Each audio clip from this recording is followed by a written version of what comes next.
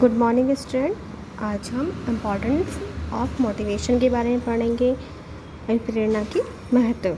कर्मचारी की कार्यक्षमता के सुधार में अभिप्रेरणा का महत्वपूर्ण स्थान है। प्रबंधक अपने यहाँ अच्छे से अच्छे कुशल से कुशल व्यक्ति नियुक्त कर सकते हैं, किंतु यदि उन्हें अभिप्रेरित नहीं किया जाए तो प्रबंधक उनकी कुशलता की संस्था के हित में कदापि प्रयोग नहीं कर पाएंगे। यदि कर्मचारी को अभिप्रेरणा नहीं दी जाती है तो कुशल कर्मचारी की कार्यक्षमता इतनी कम हो जाएगी जैसे अकुशल कर्मचारी की होती है। कहने का मतलब यह है कि आप अपने संस्था में अच्छे से अच्छे कर्मचारी नियुक्त कर ले, अच्छे से अच्छे प्रबंधक नियुक्त कर ले, लेकिन अगर उन्हें अब आप अभिप्रेरित नहीं करेंगे तो वो संस्था के लिए कुशल श्रमिक के रूप में उभर के सामने नहीं आएगा। इसका सबसे पहला पॉइंट है संगठन के उद्देश्य की प्राप्ति।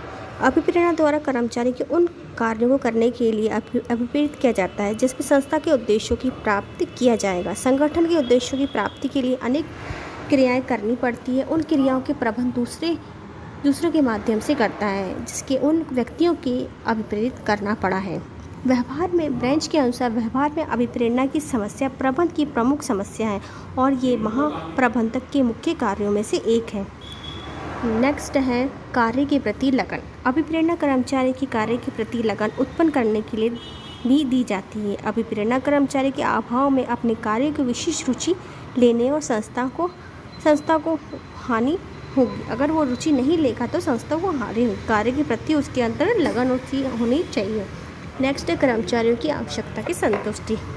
अभिप्रेरणा की आवश्यकता कर्मचारी की सामाजिक शारीरिक आवश्यकता की पूर्ति के लिए आवश्यक है, क्योंकि कभी कभी शारीरिक आवश्यकताओं की अपेक्षा मानसिक और सामाजिक आवश्यकता इतनी महत्वपूर्ण होती है कि उन्हें संतुष्ट किए बिना कर्मचारी कार्य के प्रति अभिप्रेत उत्पन्न करना असंभव नहीं होता है और कठिन अवश्य होता है। नेक्स्ट है मनोबल का निर्माण। मनोबल के निर्माण में मनोबल कार्य करने की इच्छा का नाम। जब मनुष्य की सभी कर्मचारी की आवश्यकता पूर्ति होती है तो मानसिक संतुष्टि प्राप्त होती है, जिससे निश्चित ही उसके कार्य करने की इच्छा उत्पन्न होती है। अभिप्रेरणा मनोबल का निर्माण करने में सहायक होती है। नेक्स्ट है सहयोग। अभिप्रेरणा कर्मचारी के प्रबंधकों के साथ सहयोगपूर्ण व्यवहार तो करते हैं, किंतु वे अपने कर्मचारियों के साथ भी सहयोग का व्यवहार करते हैं। अभिप्रेरणा कर्मचारी संस्था का कार्य प्रकोण यथा समय पूरा करने का प्रयास करते हैं।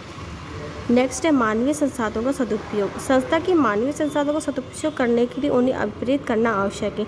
एक कुशल कर्मचारी को यदि पूर्ण रूप से अभिप्रेरित नहीं किया जाए तो उसकी कार्य क्षमता में एक अकुशल कर्मचारी के समान ही होती है। अभिप्रेरणा के द्वारा प्रत्येक कर्मचारी की आंतरिक योग्यता का विकास करने उनका संस्था के हित में सदुपयोग किया जा सकता है। नेक्स्ट है अच्छे श्रम संबंधों का निर्माण। अभिप्रेरणा के द्वारा श्रमिकों के प्रबंधकों के बीच मधुर संबंध का होना आवश्यक है और अभिप्रेरणा द्वारा श्रमिकों की कार्यक्षमता बढ़ती है तथा उनकी कठिनाइयाँ दूर की जा सकती है। नेक्स्ट है मानवीय संबंधों का निर्माण। उद्योगों में मानवीय व्यवहार के विचार ने चारों ओर से सबको नए दृष्टिकोण से सोचने का प्रेरित किया है। ये विचार इस बात पर बल देता है श्रमिक एक मनुष्य है, उसके साथ मानवीय व्यवहार होना चाहिए, उसकी उत्पादकता में वृद्धि की जाती है। अभिप्रेरणा इस दशा में एक महत्वपूर्ण कदम है। अनुकूल कार्य वातावरण का निर्माण। अभिप्रेरणा द्वारा कर्मचारी की इच्छा, आवश्यकता और भावना की संतुष्टि किया जाता है। इसके परिणाम संस्था में अच्छे कार्य वातावरण का निर्माण किया जाता है। नेक्स्ट है मानवीय शांति। अभिप्रेरणा देने में संस्था के अच्छे मानवीय संबंधों का औद्योगिक शांति और अनुकूल कार्य वातावरण की स्थापना होती है। इसके परिणामस्वरूप कर्मचारी ही नहीं बल्कि प्रबंधकों को भी मानसिक शांति मिलती है। कार्यकुशलता और उत्पादकता में वृद्धि। अभिप्रेरणा से मानवीय आवश्यकता एवं भावनाओं की संतुष्टि होती है। परिणामस्वरूप कर्मचारी के कार्य करने की इच्छा उत्पन्न होती है। इससे कर्मचारी कार्यकुशलता और उत्पादकता में वृद्धि होती है। नेक्स्ट है प्रबंध विकास में सहायक। अभिप्रेरणा प्रक्रिया के अंतर्गत प्रबंध को मानवीय व्यवहार के विश्लेषण और अध्ययन में अवसर मिलता है। इसी में वे मानव व्यवहार को और अधिक अच्छी तरह समझने लगते हैं। धीरे धीरे वे अन्य लोगों के साथ व्यवहार करने में कुशल होते हैं।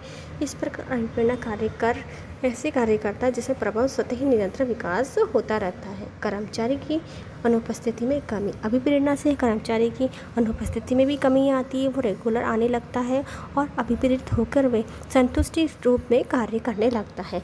परिवर्तनों में सुविधा मतलब अभिप्रेरणा की अच्छी व्यवस्था से संस्था में परिवर्तन की आसानी से लागू किया जा सकता है।